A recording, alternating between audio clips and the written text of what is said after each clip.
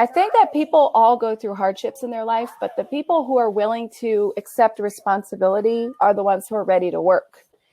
What that means sometimes is that if you've had hardships in your life, you have to work on those things separately, because unless you resolve yourself from those past things, you will carry a label on your head. And I just submitted a new article to Better Humans. So Tony, please accept it, or whoever reviews it, because I really think the labels are going to hold you back. And the labels come from putting you the blame on your circumstances, on either the current things that are going wrong or the past. But ultimately, where you guys are today is a result of the past, right? Decisions you made in the past led up to where you are today, and decisions you make today will lead to where you go tomorrow. So if you can stop and resolve those past issues, get help, get therapy, do as much as you can to resolve those, then you can let go of the old labels. And you can say, I'm hitting a reset button. I understand that there are things outside of your control, but ultimately I'm going to take responsibility for what I can change. This is very important. That's why I think it's number one on my list, and I'm talking about it so long, okay? Only then can I work with you, all right? And I think this goes into the number two, of course, is letting go of hatred and remorse. So this ties in, obviously. So once you accept I'm responsible for myself, automatically by default, you're going to let go of the things holding you back. And again, 1 and 2, those go into getting therapy, getting work on yourself. But really, you can't carry that forward. It will hold you back. It will hold you back so much.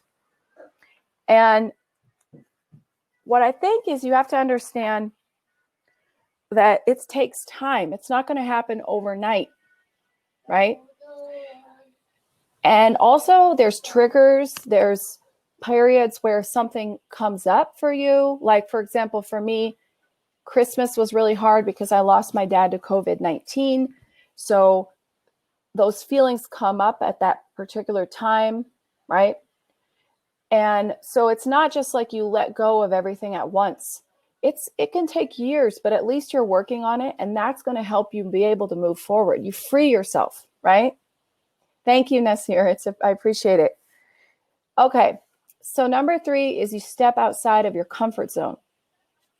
So once you've accepted that you are responsible for your life and you're working to let go of forgiving everybody who's done you wrong, letting go of hurt and pain, now, only now, step 3, you're ready to step outside of your comfort zone.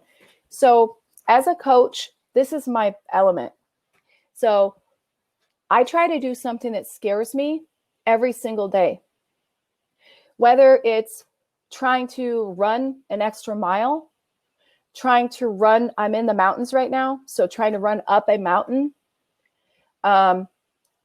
physical challenges, or speaking, public speaking, that could be a challenge for many people, or submitting an article to a bigger publication, or setting a date to publish my book. Those are ways that I constantly push myself outside of my comfort zone. You do not grow inside.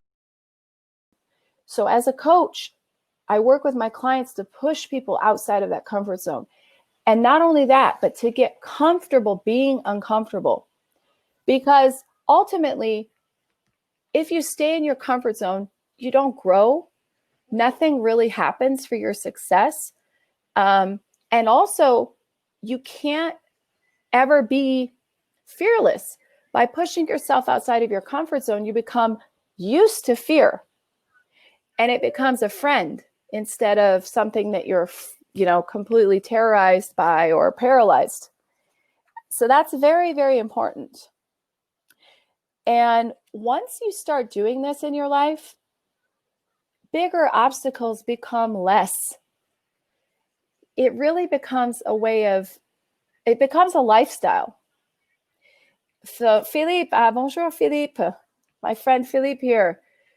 Doing something despite fear is so important. So, like I said, this is what I focus on a lot in my coaching. Number 4, giving up toxic people. Oh, pardon. I've written a lot. So when you guys read the Better Humans article, I go into more detail. But ultimately, you can't grow with toxic people around you. Last year for New Year's, I published an article about building a support team because I think that is so key to growth. And what that means by support team is it is pretty black and white. Either there's people around you who are supporting you or people who are holding you back. It's black or white. There's no in between. So honestly, you have to look at people with different eyes. And this is hard. This is not easy because we have people who are part of our lives for a long time.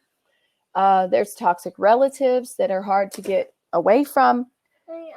There's many, many problems why we need to stay away from these people, but it's hard, okay?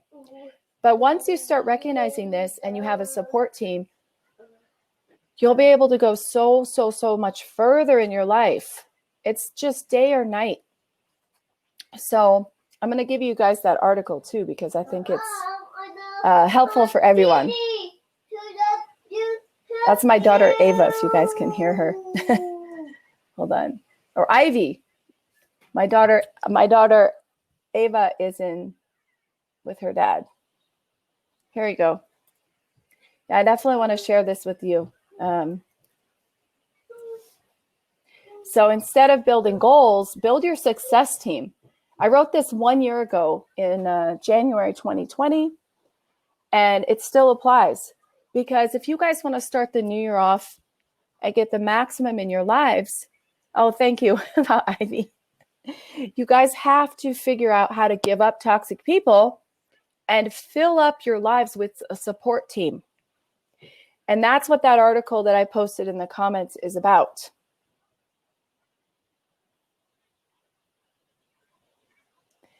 Okay, and the last one, because we're running out of time, is really about starting at ground zero. And what does that mean? So to start at ground zero is that, of course, all of us have a past. We all come with that baggage. And I just talked to you about how important those 2 first steps are: to accept responsibility and then to give up your hatred and your remorse and your regret. Well, now I'm asking you to go somewhere even deeper. Now I'm asking you to accept that today is day 1. And every single day when you wake up, it's day 1. I mentioned earlier that I lost my dad this year to COVID-19. My dad and I were very, very close. My mom abandoned me when I was little, and I grew up with my grandparents and then with my dad. And so my dad was kind of like a double parent for me growing up. And I'm blessed to say I had many, many years with him, right? So I'm always counting those blessings. And I'm also blessed to say I got to see him one last time because he lives in France and I live usually in California, and I came to France. But the point is, he made me remember how important it is to start at day 1. Every single day could be the last day. It could be the last time you see a loved one. It could be your last chance to do something. So there is no tomorrow. And what we need to do is we need to push ourselves out of our comfort zone, like I mentioned in step number 4, to become fearless. And once we're fearless and we're pushing ourselves or we're challenging ourselves, it's much easier to say today is day 1, because you're starting with an open mind, without your fear, without holding on to all the problems of your past, including those labels that I mentioned. And you can do anything. Today, you can do anything. Who are you and what do you want to become in your life? Clear your mind and just say to yourself, today I can do anything. I can start over. I know that the new year, it's not magical. We carry over things from the old year, right? You may still be in a crappy job. You still may be in a weird place in transition in your life. You still may not have any money. So the new year is not magical. But every day you have the same 24 hours a day as Bill Gates, Elon Musk, Jeff Bezos, right? And if you can get past all the labels and all the excuses, and you can focus on what you really want to achieve in your life, every day will be day one. I think we have to end this endless cycle of negative blame on each other. And we have to get to a place where we can accept ourselves, challenge ourselves, surround ourselves with goodness, and set a roadmap to where we want to go in our lives. And this roadmap is constantly changing. I mean, my whole life was disrupted in 2020. I don't know about you, but every single day for me is ground zero. Thank you very much for the presentation. I would love to reach out to any of you. I don't know why it's not showing up more, but in any case, please stay in touch with me. I'm giving you some of my social channels here, and I'd really love to have you guys on my LinkedIn, on medium.com, my YouTube channel, or my podcast. I also have a newsletter that has right now 16,000 subscribers. So I'm really blessed because I've been dedicating my life now to giving back. The first part of my life was all about getting, growing, achieving. And now the second part of my life is about giving back. And I'm doing that through coaching, consulting, publishing books this year. I write articles on LinkedIn, got my newsletter, and I would love to hear from you. And if you are interested in entrepreneurship, startups, innovative thinking, personal development, growth mindset, and overcoming fears and limiting self-beliefs, I'm your gal. So please follow me on any of those channels. Again, thank you so much for coming today, because like I said, I didn't think many people would show up because I'm a California girl. So I really am very blessed. And I want to again thank Better Humans for organizing Momentum 2021. Yeah, such a great event. And I'm going to go check out more and support other people who have sessions. I hope that you got something out of these 30 minutes, despite me not knowing what I'm doing technically here. And if you have any questions, please message me. I love to meet new people. I love to connect with people. So love to have those discussions with you offline. And also, last thing I'll do is I'll send you guys my email in the chat before we have to go. And by the way, the SASSY method is a method that I came up with. It's an acronym. SASSY stands for now I'm blanking. Oh my God. Seriously authentic, smart, self-confident you. SASSY. Because my whole thing is about self-confidence, about helping people not only see the vision, but overcome the fear, to give them permission to do it, right? Because that's a big part of that's the first step, right? When I talk about those 5 steps to change, you really have to decide that you're worth it. So I would say that that's not in my slides, but self-worth is huge. It's a prerequisite. And you don't have to live up to other people's expectations. Compete with yourself. Try to be a better person tomorrow than you were today. Compete with the person you were yesterday.